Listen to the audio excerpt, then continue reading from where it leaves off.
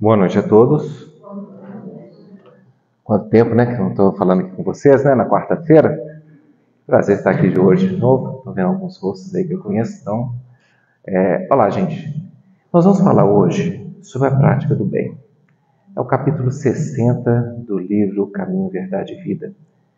Mas é interessante a temática como o Emmanuel trabalha esse capítulo 60. Ele nos traz de uma forma bem diferente.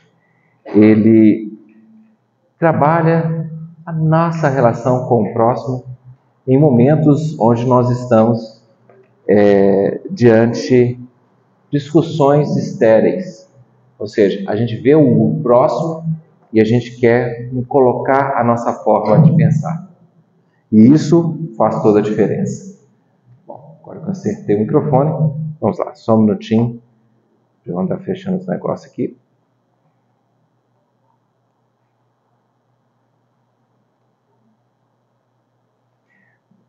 Abrir aqui o...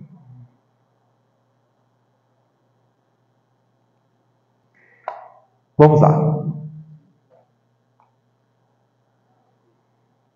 Prática do bem.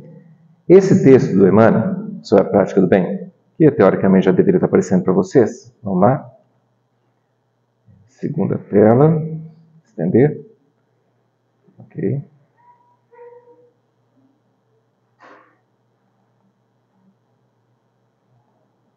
Agora sim. A prática do bem. Então, vai trabalhar a primeira carta de Pedro, no capítulo 2, versículo 15. Porque assim é a vontade de Deus, que fazendo o bem, tampeis a boca à ignorância dos homens loucos. Olha que coisa interessante. A gente fala o seguinte, nós vamos fazer o bem. Então, o texto é a prática do bem. Se a gente for analisar, quando a gente pega a parte do texto, a prática do bem, nós podemos olhar também no livro dos Espíritos e verificar que a prática do bem está ali relacionada. A gente vai tentar fazer um relacionamento, ligar um com o outro, né? Então, vamos lá. A primeira questão é o seguinte. Nós vamos dividir nosso estudo nessas 5 partes que estão relacionadas à questão do texto. A prática do bem do Emmanuel trabalha essas 5 partes. Então, vamos primeiro pegar a parte onde nós vamos pegar a definição que está no Livro dos Espíritos, na questão 643. Haverá quem, pela sua posição, não tenha possibilidade de fazer o bem? Essa é a pergunta que foi feita para os Espíritos e Kardec colocou essa pergunta para nós. Eu estou falando que foi feita porque a gente não sabe se essa pergunta foi elaborada por Kardec ou foi elaborada por um outro, né? Porque o Kardec recebeu 50 cadernos para compilar e montar o Livro dos Espíritos. Então, algumas perguntas não foram elaboradas por Kardec, mas foram selecionadas por ele. Então, a pergunta é, tem alguém no planeta que não teria condição de fazer o bem? E é interessante que nós observamos, por exemplo, a parábola dos talentos. Nós verificamos na parábola dos talentos que o Senhor dá 5 talentos para um, 2 para o outro e 1 para um. E esse que recebeu apenas um talento, ele pega o talento e enterra o talento. Porque sabe que o Senhor, ele é alguém que ceifa onde não plantou.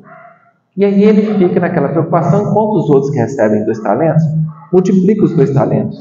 Faz os 2 talentos virarem 4, 2 mais 2 talentos, ele fica com 4 no final. O que recebeu 5 talentos, multiplica e fica com 10 talentos no final. E a gente, para ter uma noção, gente, talento realmente é uma fortuna.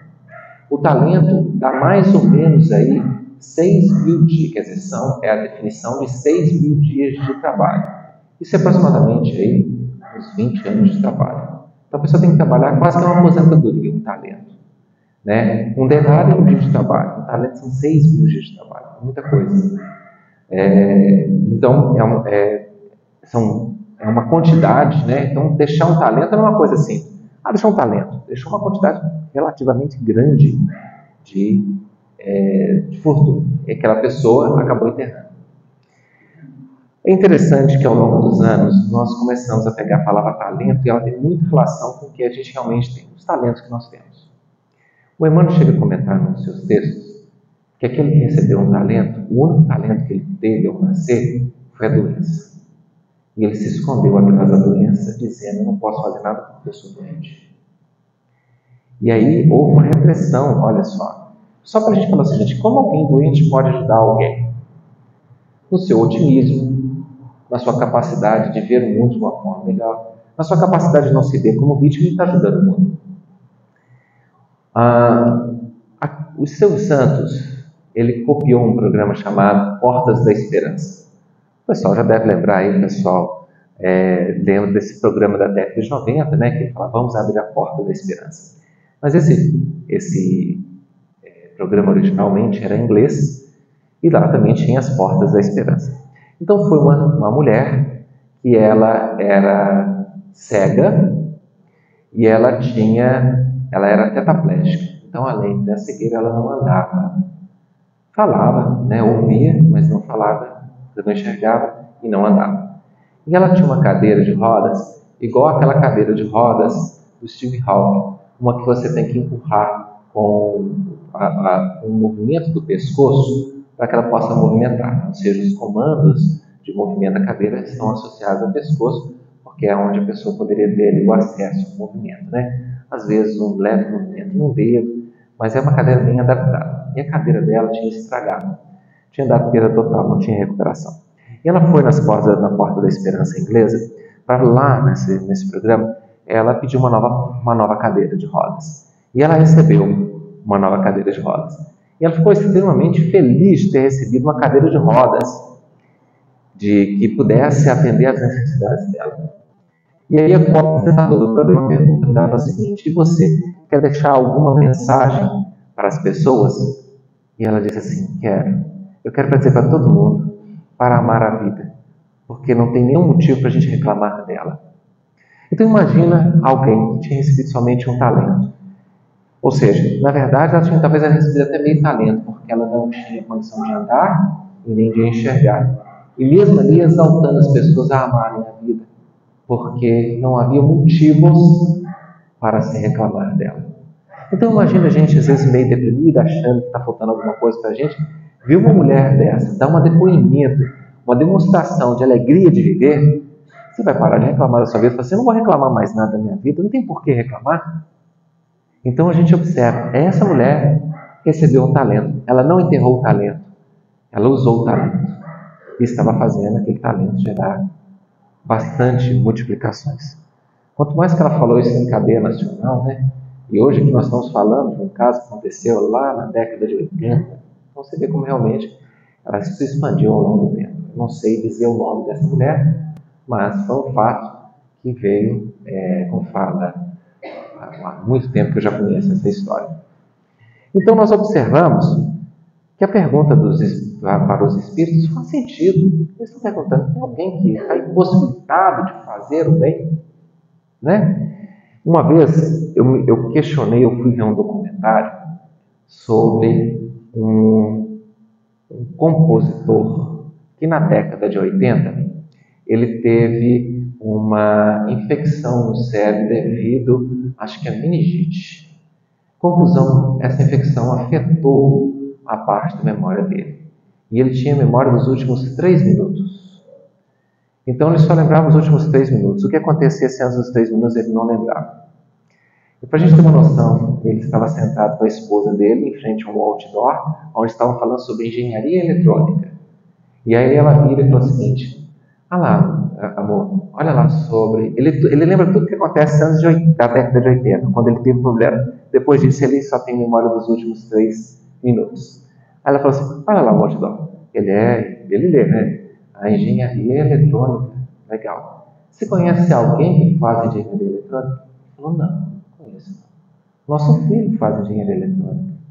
E olha que legal, nosso filho faz engenharia eletrônica. Faz, ele é engenheiro eletrônico, ele não faz, ele é engenheiro eletrônico.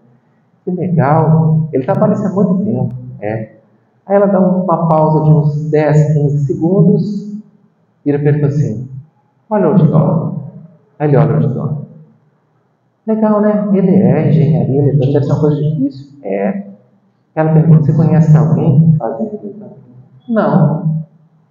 Olha que coisa interessante. Não deu nem 3 minutos, ele já tinha esquecido o diálogo. Isso no documentário mostrou. E eu fiquei me questionando, o que um espírito tem a aprender só tendo 3 minutos de memória, gente? Ele não consegue nem lembrar. E aí foram mostrar no documentário a vida desse compositor, que era um compositor, era um maestro famoso da Europa. E aí, quando mostraram ele, na década de 80, ele era um poço de nervosismo. Brigava, xingava, extremamente orgulhoso, destruía tudo. Se não fosse feito do jeito que ele quer, ele quase jogava tudo no chão, quebrava as coisas. E mostrou ele nos dias atuais a paciência, a tranquilidade, a paz. Assim, é uma prova difícil, não tenho dúvida. Mas Deus sabe o que faz. Esse espírito aprendeu a ser paciente, de uma forma dolorosa e difícil. Então a gente percebe o seguinte: por que alguns passam por dificuldades, outros menos dificuldades? Está muito relacionado à forma como eu me revolto ou não. Lógico, se eu me revoltar, o aprendizado fica zero. Se eu não me revolto, eu tenho um aprendizado nas coisas simples. Então não precisa de coisas muito difíceis para eu acabar aprendendo. E ainda nisso tem a questão do jugo forte. Ou seja, se eu fico apontando o dedo das filhas das outras pessoas, eu não sei o que eu fiz em vidas passadas, eu vou acabar sendo cobrado naturalmente do que eu fiz em vidas passadas. Aquele que pede muita justiça é o primeiro a recebê-la, para poder resgatar o seu próprio passado. Não sou eu que estou falando, é o próprio Jesus. Quando Pedro pergunta quantas vezes ele deve perdoar, ele diz: não digo uma, nem 2, nem 7, mas 70 vezes 7, significando infinitas vezes. E por que ele diz isso? Ele diz sobre as questões de infinitas vezes, porque logo depois ele conta uma parábola, que o reino dos céus é semelhante a um homem que deve 10.000 talentos. A gente já viu que 10.000 talentos são 6.000 dias de trabalho, né? Então é muito tempo para trabalhar. Então 10.000 talentos, eu fiz as contas, com o preço do salário mínimo aí, que estava aí por volta de 1.000, eu fiz as contas, deu 2 milhões de reais. Então era uma dívida considerável. Só que somos nós que temos dívidas de vidas passadas. E pedimos perdão e tivemos o perdão das nossas dívidas. Porém, apesar de termos perdão das nossas dívidas, nós estamos limpos ainda. Vamos limpar isso com amor. Se a gente não aprender a limpar com amor, a gente vai aprender a limpar com a dor do nosso passado. E aí, depois que ele atravessa a porta, quer dizer, depois que ele reencarna, depois que ele nasce, ele não lembra da dívida que ele devia e fica cobrando um que deve 100 denários. E 100 denários são 100 dias de trabalho, alguma coisa por volta de 5.000 reais. Esses somos nós. A gente às vezes vê o Jornal Nacional, o que esse cara fez não tem perdão, tem que ser prisão perpétua para ele. Só que esse cara que a gente está condenando no Jornal Nacional deve provavelmente 100 denários e nós tivemos o perdão de 10.000 talentos. Então cuidado quando pedir justiça, porque a justiça vem. E o primeiro a ser atendido somos nós, nos nossos erros que fizemos de vidas passadas. Então a pergunta é muito importante. Qual? Há alguém que não possa conseguir fazer o bem? Renascer de uma forma que não tem jeito de fazer o bem? Resposta dos Espíritos: não há quem não possa fazer o bem. Somente o egoísta nunca encontra ensejo de o praticar. Basta que se esteja em relação com outros homens para que se tenha ocasião de fazer o bem. E não há dia da existência que não ofereça a quem se ache cego pelo egoísmo a oportunidade de praticá-lo. Porque fazer o bem não consiste, para o homem, apenas ser caridoso, mas em ser útil, na medida do possível, todas as vezes que o seu concurso venha a ser necessário. Então, o Livro dos Espíritos, na questão 643, aqui está posto na página, se quem quiser nessa versão, ele trabalha e deixa bastante claro. Todos nós temos condição, e o egoísta que às vezes não vê essas possibilidades. E aí, nós vamos verificar que o texto do Emmanuel, ele trabalha o valor do tempo. Como assim? Vamos lá. O valor do tempo. Não perca 1 minuto em descabidas e inquietações. Esse comentário é do irmão X. E quantas vezes nós perdemos tempos e mais tempos em discussões estéreis, por exemplo, nas redes sociais. Gente, as redes sociais mostram o que a gente tem de pior, né? Ou seja, você vai na rede social, porque quando eu estou relacionando aqui com vocês, eu tenho medo do julgamento de vocês. Então eu mostro sempre o meu melhor, porque eu falo o seguinte, eu vou ficar marcado, vocês vão me rotular, falar assim, ah lá o Fabiano, olha como que ele é. Então se vocês vão me rotular, eu tento sempre mostrar o meu melhor. Agora, como os japoneses dizem, né, a cultura oriental diz, nós temos várias personalidades. E os japoneses conseguem identificar pelo menos 4 tipos de personalidade. Aquela em que eu mostro para os outros. Aquela personalidade que os outros veem em mim. A personalidade que eu acho que eu tenho. E a personalidade que eu sou. Então, são 4 aí, são diferentes. E às vezes você passa uma vida inteira sem saber quem você é. Porque você se esconde, ou melhor, vocês não, eu, todo mundo, nós nos escondemos atrás de alguém que nós não somos. Eu me escondo atrás da profissão que eu tenho, do profissional que eu tenho, onde eu tenho que mostrar mais orgulho, porque eu tenho esse título. Gente, eu frequentava em Belo Horizonte um centro espírita chamado Manuel Felipe Santiago, fica na Rua Leopoldina, é interessante. Né? Não é acaso, né? O centro espírita fica na Rua Leopoldina, né? Conhece, né?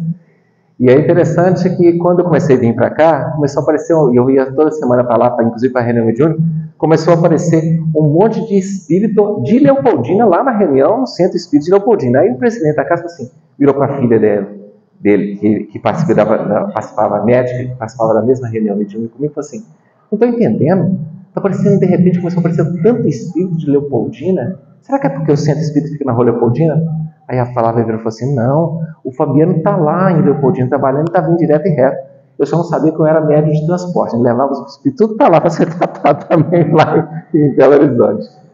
Mas então, brincadeiras à parte, né? A gente observava nessa questão do centro espírita lá em Leopoldina, na Rua Leopoldina, em Belo Horizonte, nós observamos a questão da necessidade que nós estávamos tendo sempre de trabalhar. Espera que eu estou perdendo a linha do raciocínio que eu estava falando um pouco antes. Me ajuda aí, porque comecei a falar do Manuel Felipe Santiago. Daqui a pouquinho, um espírito vai me ajudar aí. A gente falou sobre as várias personalidades que nós podemos carregar, né? Em relação a isso, vou voltar a linha do raciocínio que ela aparece novamente. Então, quando a gente tem essas questões, a gente fica, às vezes, orgulhoso, preso em nós mesmos, nós perdemos grandes oportunidades de descobrir quem somos de fato, qual a personalidade que nós carregamos lá dentro do nosso íntimo.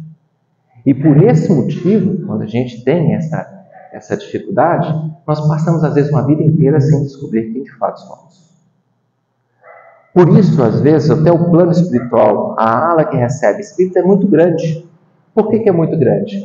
Porque nós temos conhecimento demais e fazemos muito pouco pelo conhecimento que recebemos. Então, o valor do tempo. Nós perdemos, às vezes, discussões estéreis por tempos e mais tempos, gastando tempos que a gente não tem. Então a rede social, às vezes ela vem mostrar o que há de pior em nós. Aí eu estava comentando que a gente, quando vai conversar com as outras pessoas, a gente naturalmente mostra o lado bom da gente. Mas quando a gente está atrás de um computador, ninguém sabe quem é direito, às vezes você não está nem usando o seu nome direito, aí você mostra o que tem de pior dentro da gente. Só que um fato interessante, o que você mostra na rede social é o que você vai mostrar quando você for espírito. Porque vão acabar todas as amarras, tudo que te faz não ser o que você deveria ser. Então, se nós estamos aqui, eu estou aqui na frente falando, eu tenho que agradecer a Deus por estar podendo falar com vocês. E tento mostrar o que é o meu de melhor. Mas não só aqui dentro, tem que ser lá fora também. Tem que ser quando eu estiver na padaria, estiver na rua, estiver em algum lugar, lidando com outras pessoas no trânsito. Né? Então, assim, eu tenho que mostrar o que tem de melhor de mim, porque se eu não mostrar o que tem de melhor de mim, não adianta falar que eu só mostro aqui dentro. E lá fora eu vou ter discussões totalmente estéreis, com total perda de tempo e de oportunidades. E isso é muito importante. Porque se vocês não sabem, nós vivemos atualmente em bolhas digitais. O que significa? Se você procurar, fazer uma consulta sobre o preço de celular no seu celular, vai aparecer um monte de promoção de celular no seu telefone. Mas, Só pelo simples fato de eu ter falado de celular aqui, amanhã vai aparecer a promoção de celular para venda de celular para vocês. Eu estou falando umas 3, 4, 5 vezes celular, mas vocês me falam se não vou aparecer propaganda de celular. Porque ele liga o microfone de vez em quando e pega o que a gente está falando e fala, isso aqui eu posso vender essa informação, ele está procurando celular. E amanhã vocês vão me falar se não apareceu. Vocês não vão falar, mas vocês vão contar assim, apareceu no dia seguinte para mim informação de comprar celular. Então a gente entra numa bolha. E que é interessante que tudo que é apresentado para a gente é sempre a bolha. E a gente esquece de observar que existem outros mundos, existem outras pessoas, outros pontos de vista. E toda vez que eu quero, com o meu ponto de vista, destruir a forma da outra pessoa pensar, nós estamos errando de alguma forma. Então o que acontece? Outra frase que nós temos, Ceifa de Luz, do Emmanuel, é assim: acima de tudo, lembre-se da esmola maior de todas, da esmola santa que pacifica o ambiente em que o Senhor nos situa. Pacificar o ambiente. Então, uma prática do bem vai ser pacificar o ambiente e o outro, a gente não ficar perdendo tempo com instruções descabidas. Jesus fala uma frase que é muito interessante, fala o seguinte: não vamos dar pérolas aos porcos. O que significa isso? Se você der uma pérola para o porco, o que ele vai fazer com a pérola? Vai simplesmente comer, destruir, mascar ela, pisar, vai destruir. É um produto valioso que você vai simplesmente jogar fora. E isso significa muitas vezes a contenda que a gente leva. Quantas situações, por causa de mal entendidos, fazem com que a gente às vezes não esteja conversando nem com certos parentes. Ou aquele parente que a gente era muito amigo, a gente já afastou dele. Por quê? Porque a rede social envenenou nossa relação de amizade, cara. Então, um conselho é que nós vamos precisar de um tempo de silêncio. O que significa? Gente, tem um momento do dia que nós vamos ter que desligar o celular e reaprender a conversar com os nossos familiares. Reaprender aqueles momentos íntimos de achar graça e alegria nas coisas simples. Desliga junto também a televisão, tá, gente? Desliga a televisão, desliga o celular e vamos aprender a conversar novamente com os nossos parentes. E nesses momentos, evitar discussões por coisas muito bobas e simples.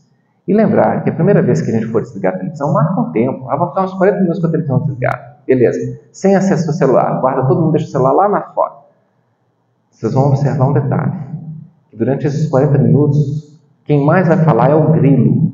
Você só vai ouvir o grilo do lote do lado da casa. Clique, clique. Assim, gente, eu desaprendi a falar, a conversar. Então nós vamos ter que aprender. Mas insiste nisso aí. Uma semana, 2. Só que que momentos agradáveis e belíssimos são. Por quê? Porque a gente não pode perder esse momento. Nossos filhos às vezes estão extremamente excitados com tudo. Uma criança de 7 anos hoje tem mais conhecimento do que um imperador na época de Roma. Então imagina o que é. E olha, eles não têm maturidade. Também o imperador na época de Roma também não tinha. Mas de qualquer forma você vê os grandes estragos que ele fez. Então não vamos deixar nossos filhos também fazerem, o quê? 7 anos. Então imagina como nós estamos, os que são os especialistas que estão dizendo, e se eu tiver errado alguma coisa, pode me corrigir, Eu sei que tem profissionais, psicólogos aqui, se tiver errado, o Eduardo é psicólogo, então já estou falando, pode me corrigir. Médicos também. Então o que acontece? Nós vamos observar o quê? O que o Emmanuel trabalhou? Essa temática. Olha lá. À medida que o espírito avulta em conhecimento, é o que nós estamos buscando, mas compreende o valor do tempo e das oportunidades que a vida maior lhe proporciona, reconhecendo, por fim, a imprudência de gastar recursos preciosos em discursos estéreis e caprichosos. Opa! Mas, engraçado, é que eu gasto tempo em discursos estéreis e caprichosos. Gasto 3, 4 horas discutindo com quem eu não conheço na internet sobre um assunto que não vai fazer a menor diferença. Porque vocês estão presos dentro de uma bolha, gente. A maioria não vai nem ver aquela discussão. E os que vêm é porque estão participando da discussão de alguma forma. A questão tem uma mensagem no livro Palavras de Vida Eterna do Emmanuel, que diz o seguinte: analisai tudo, retei apenas o bem. E ele fala o seguinte, essa frase de Paulo não nos dá o direito de ler todos os corrosivos das letras de jornais, na época eram jornais, né? A gente fala de todos os corrosivos das notícias que a gente recebe no celular hoje, e também as fezes em forma de livro. Foi a primeira vez que eu vejo o Emmanuel usar o termo fezes para se referir a informações deturpadas. Então a gente vê como que isso é importante, a gente manter a saúde mental, o equilíbrio das nossas mentes. Porque se a gente não mantiver o equilíbrio das nossas mentes, nós vamos começar a entrar no processo de fobias, de medos, de ansiedades, e o pior de tudo, nós vamos perder o mais importante, a qualidade de vida. Então vamos procurar um pouco menos essas bagunças do dia a dia e vamos procurar a base. Gente, não vai fazer muita diferença a nossa opinião, não. A nossa opinião vai ser aquilo que nós vamos observar no final desse texto. Vai ser nosso exemplo. Então, voltando aqui, nós pegamos o primeiro tópico, que seria o valor do tempo. Vamos para o segundo tópico, que seria a expressão de renúncia. É a continuação do texto. O apóstolo Pedro recomenda que seja lembrado que é da vontade de Deus se faça o bem, impondo silêncio à ignorância e à loucura dos homens. Gente, é uma recomendação. Se você chegar lá no plano espiritual e falar o seguinte, ô Fabiano, por que você não defendeu essa causa com unhas e dentes aqui quando você viu na hora?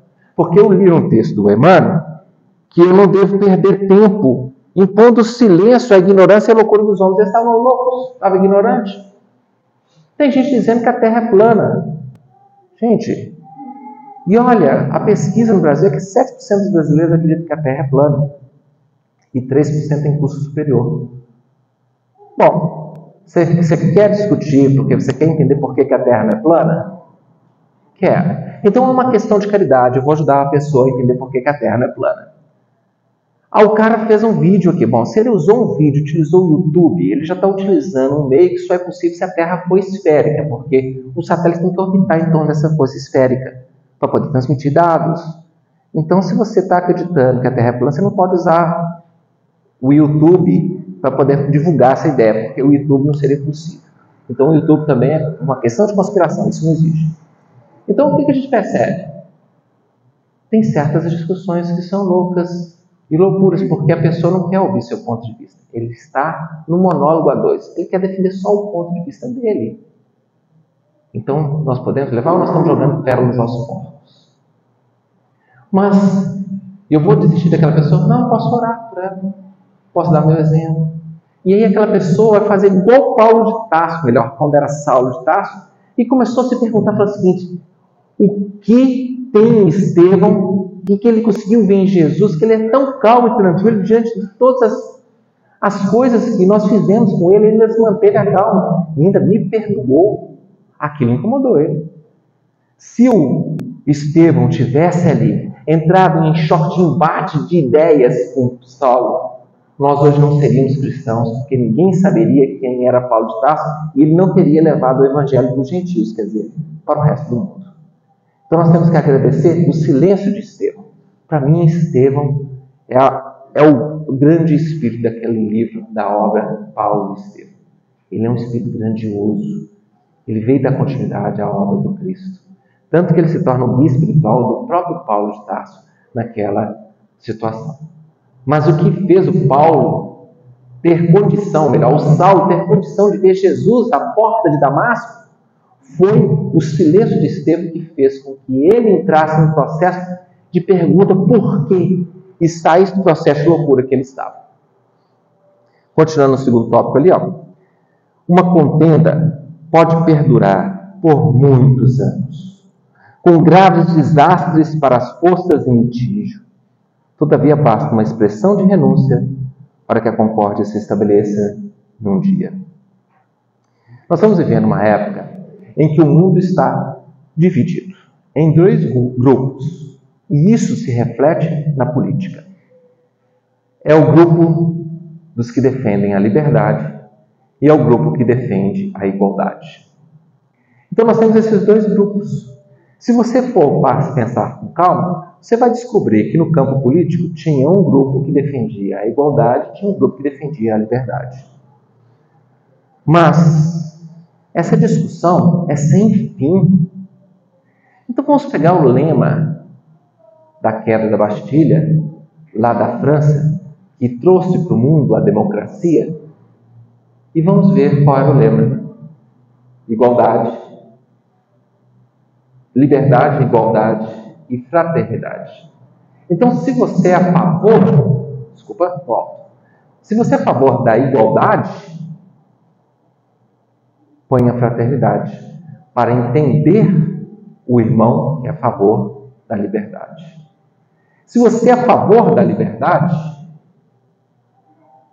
põe a fraternidade para entender o irmão que é a favor da igualdade. E com esse caminho, não há discussão política, nem há situações onde a gente vê um outro como inimigo. Ambos os grupos querem bem do Brasil. Então vamos ter a fraternidade para entender o que eu busco, o que eu quero, e ter juízo para entender o que é fake news. Porque tem um videozinho que é muito interessante. Eles pegam uma pessoa do público, põem na frente, e a empresa fotografa com um celular comum a pessoa de todos os lados, costa de frente e tudo mais. Depois pega esse cara com essas fotografias e cria dele uma coisa chamada um avatar. Criou ele igualzinho no plano virtual. Pega esse avatar dele e coloca em cima de um jogador de basquete que marca uma cesta impressionante. E aí a gente vê aquele cara do ambiente ali marcando a cesta. Você fala assim, gente, nós não vamos poder acreditar em mais nada. A única coisa que nós vamos poder acreditar é no bem. E no bem que está fazendo dentro de mim as verdades que levam para frente a minha vitória, o meu conhecimento. Eu fiz aquela pergunta, foi a seguinte, engraçado, né? Por que naquela questão lá do valor do tempo, a gente às vezes gasta muito tempo ainda com as discussões estéticas? É porque ainda dentro de mim eu não conhecia, ainda não encontrei dentro de mim a verdadeira, o verdadeiro conhecimento que eu precisava ter espiritual. Bom, continuando então, nós saímos da expressão de renúncia. Por quê? Nós precisamos renunciar. E a renúncia significa, eu não preciso provar para o outro que eu estou certo. Deus sabe e isso basta. E aí nós vamos para disputar apenas quando for caridade. Quando a caridade estiver em jogo. Que é aquela situação. Você quer saber por que a Terra não é plana? Quero. Então é caridade. Então essa disputa nós vamos pegar. Aí não é ignorância, não é discurso com a loucura, com a ignorância. Então, calma aí, eu vou ter lá na prática, tudo bem? Vamos lá. Ok, expressão de renúncia, disputa só pela caridade. No serviço divino, é aconselhável não disputar, a não ser quando o esclarecimento e a energia traduzam caridade. Neste caminho, a prática do bem é a bússola do ensino. O bem. Isso que a gente precisa pôr nos nossos corações. Antecedendo qualquer disputa, convenha dar algo de nós mesmos. Isso é útil e convincente. É assim que a gente vai conhecer alguém, dando algo de nós mesmos. Inclusive, a compreensão, porque a outra pessoa pensa diferente de mim. E aí, nós vamos começar a verificar qual é o exemplo de Jesus. Ele está gostando só de ir na prática do bem, né? Isso é para a gente reforçar aqui. Então, vamos lá. O bem mais humilde é semente sagrada. E o que uma semente faz? Ela se multiplica. Então, quando a gente age com humildade, não com arrogância, não com orgulho, não de querer mostrar que está certo, não com aquela frase, eu te disse, mas com a frase, eu te compreendo, a gente vai começar a entender que nós estamos plantando não só uma semente no coração daquele que nos ouve, mas uma semente também nos nossos corações. Provocado a discutir, Jesus emulou-se. Ele não aceitou a ressurreição. Pilatos perguntou para ele o que é verdade. Ele respondeu com silêncio. Por quê? Porque Pilatos não estava disposto a ouvir o que era verdade. Então não adiantava? Não. Mas o silêncio de Jesus modificou Pilatos. Você pode ter certeza que logo depois daquilo, a gente sabe pelo livro, há 2000 anos, as dificuldades que Pilatos depois entrou nisso. Você pode ter certeza que umas 2, 3 reencarnações depois ele ainda carregou essa dificuldade. Só que ele acordou ali, naquele silêncio do Cristo, ele acordou para uma voz que não queria mais calar dentro dele, a busca pelo bem. Então você pode ter certeza que o Pilatos hoje deve estar bem, onde ele se encontra. Se por haver transformado ele próprio em divina luz, dominou-nos a treva da ignorância humana. E mais, não parlamentou conosco, não ficou olhando na tribuna, discutindo. Ao invés disso, converteu-nos. Não reclamou compreensão. Entendeu a nossa loucura, localizou-nos a cegueira e amparou-nos ainda mais. Isso é a beleza. Nós achamos que por muito cobrar o próximo muda. Não é por muito cobrar, mas é por perdoar que a gente muda outra pessoa. Tem um livro chamado Sexo e Destino. E nesse livro de André Luiz, é um livro muito interessante, nós observamos uma figura de um encarnado que é o mau exemplo para qualquer um. Ele chama Cláudio. Só que no meio desse mau exemplo, que ele era constante, ele comete um crime hediondo. Ele faz um estupro. Ele fica maquinando e acaba conseguindo tornar aquilo verdade. Mas o mais triste, agora eu vou deixar vocês curiosos com relação ao livro, depois que ele descobre que aquela pessoa a quem ele acabou fazendo esse crime é a sua própria filha. Então, a filha, no desespero, pensa em cometer suicídio. E aí, um farmacêutico, percebendo isso por influência do próprio André Luiz, entrega para ela 10 anestésicos muito suaves para que ela possa se acalmar e não cometer a loucura. Ela toma os 10 comprimidos, que era para tomar só um, de acordo com a recomendação do farmacêutico. Ela toma os 10, cai no sono. E ela é acordada com um assaltante, um gari assaltante. Ela sai no desespero e é atropelada na Avenida Atlântica, no Rio de Janeiro. É lançada longe e o Félix, que é o espírito que está ali tentando organizar, pede aos céus para que ela não morra. E ele volta depois da oração dele e fala o seguinte: foi concedida a ela 2 semanas de vida. Então, nessas 2 semanas, nós temos que fazer mudar tudo, toda a história nessas 2 semanas. E ele vai atrás do pai que cometeu o crime, do obsessor do pai, que foi o que influenciou ele a fazer aquele crime, e fala com o obsessor: volta lá, vai lá atrás de Maria, porque ela está no hospital. E a gente não sabe como, mas o obsidiado, que é o pai, aparece no hospital. E aí, ao aparecer no hospital, ele se vê diante do grande crime que ele cometeu. O farmacêutico descobre o que aconteceu, vai lá fazer uma visita e pede para dar um passe. Ele era espírita. E deixa com o pai um livro, o Evangelho segundo o Espiritismo. O pai lê aquele livro procurando para saber qual era a punição que o Espiritismo dizia que teria para o crime que ele cometeu. E ele só encontrou no livro consolo. Só encontrou no livro paz. Então, gente, eu estou hoje aqui na tribuna, mas amanhã terá outros e outros. Talvez amanhã sejam alguns de vocês. Mas se alguém aqui na frente, até eu, não estiver levando consolo aos corações de vocês, eu não entendi o Espiritismo. E quem está aqui dentro está talvez se expressando de forma equivocada. Não quer dizer nem que está pensando daquela forma, ele só se expressou de mau jeito. Porque o Espiritismo é o Consolador. Se a gente vê aqui na frente um palestrante, ele ao invés de levar consolo, ele levar cobrança, ele ainda não entendeu o Espiritismo ou a gente entendeu errado a mensagem que ele queria passar. O que nós temos que ouvir aqui em cima é só esperança e consolo. E foi o que o Cláudio encontrou nesse livro. Ele se tornou espírita. E ele chega para a filha e diz assim: minha filha, eu errei para você com um crime que eu vou ter que resgatar.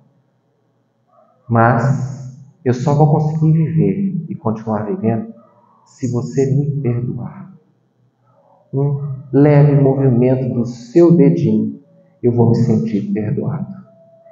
E o Félix, espírito, dando passe nela, diz para Maria: perdoa o seu pai. E ela mentalmente diz: como não perdoar um homem que foi o único homem que me amou nesses 15 anos, um amor paterno durante esses 15 anos, e numa noite de loucura comete um crime? Como não relevar e esquecer esse crime em prol de 15 anos de construção de amor? Olha o grau de visualização que essa menina Marita estava tendo naquele momento. E aí o Félix fala assim: perdoa. Ela pega a mão dela e coloca a mão dela em cima da mão do pai. E esse pai se sente perdoado dali para frente. Se sente tão perdoado que ele se torna um exemplo de espírito. Gente, ele muda tudo, ele resgata a filha, outra filha que está no manicômio, ele reorganiza o lar, a filha casa, ele se torna o equilíbrio ali dentro do lar. Ele, quando estava nos 13 dias de hospital, ele pede para que Deus leve ele, não a Marita. E mais tarde a Marita reencarna como filha da irmã. E ele tem a possibilidade de salvar a vida dela e ele acaba morrendo. Então, quer dizer, aquele pedido lá atrás acabou sendo atendido. E ele se sentiu um pouco mais reconfortado de ter salvado a vida de Marita. E o mais interessante, só para a gente ter uma noção, para a gente finalizar, ele se torna o guia espiritual da família assim que morre. Não é para qualquer um, é para alguém que fez a reforma íntima de verdade. Não ficou perdendo tempo com discussões estéreis. Imolou-se. Aceitou que era falível. Aceitou que cometeram um crime. Mas dali para frente o crime era passado. Não ficou escondendo atrás de uma máscara do que ele achava que era. Ele olhou para dentro e viu a verdadeira máscara, a verdadeira personalidade que ele carregava nele. E não simplesmente aquele que achava que era. O que os outros viam, o que ele queria mostrar para alguém. E a partir dali ele tentou viver mais sinceramente. É essa a nossa busca para a gente finalizar. A busca de sermos cristãos. Porque se todos nós quisermos fazermos uma vida diferente, vamos querer ser cristãos. Que é a prática do bem constante todos os dias. Nós espíritas temos que parar de fazer caridade. E viver na caridade. Essa frase é para incomodar. Porque fazer caridade tem dia e horário para fazer. Eu faço a sopa no domingo, 7 horas da manhã, e não faço mais nada ao resto da semana. Viver na caridade é todos os dias. 24 horas por dia, é aqui, é ali fora, na hora de chegar em casa. É com um cachorro na rua, é caridade dentro do ônibus, é caridade na igreja, é caridade com outro de religião diferente, de cor diferente, de credo diferente, de ideologia diferente, para evitar as loucuras das discussões estéreis sem necessidade. Aí sim, nós vamos entender o Cristo e compreender por que o silêncio faz tão bem para nossos espíritos, para nossa alma. Que a paz do Senhor esteja com todos nós, que possamos ter uma ótima semana e que possamos sentir o Cristo em nossos corações todos os dias, hoje e sempre, para que possamos ser vitoriosos nessa reencarnação. Hoje nós estamos tendo um dos conhecimentos mais puros do plano espiritual para a compreensão de quem somos. Isso nos ajuda com o problema do ser, do destino e da dor. Vamos aprender então com o Espiritismo redivivo, com o Cristo, rediviva a luz da doutrina espírita. Muita paz para todos.